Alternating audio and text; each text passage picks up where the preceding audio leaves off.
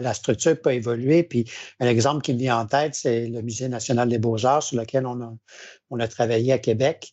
Et la structure il y avait une structure de gouvernance qui était mise en place, qui était plus au niveau tactique projet, mais c'était moins des décisions stratégiques sur la portée des travaux, beaucoup plus sur le contrôle du projet.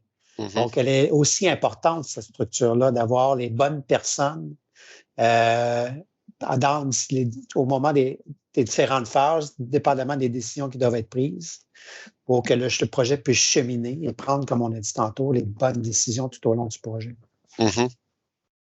Oui, en fait, moi, je l'ai vécu de deux façons. J'ai vécu des projets où les décisions plus tactiques et stratégiques étaient séparées par des comités différents. Mais je l'ai vécu aussi où ils étaient regroupés, où c'était le même comité qui assurait le contrôle, mais qui prenait aussi les décisions stratégiques. Là. Tout dépend de la taille de l'organisation, Exactement. des ressources disponibles. Exactement. Évidemment. Donc, c'est vraiment chaque situation, chaque structure de gouvernance, on peut dire, doit être adaptée à la réalité de l'organisation. Tout à fait. Donc, on ne peut pas reproduire une structure d'une organisation dans l'autre nécessairement. On peut s'en inspirer, mais on ne peut pas la reproduire textuellement parce que soit on n'a pas les bonnes ressources, ou soit on n'a juste pas la capacité pour le faire.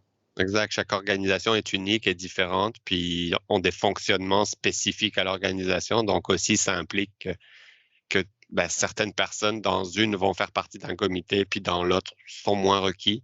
Donc c'est la même chose. Effectivement, il faut s'adapter à l'organisation dans laquelle on travaille.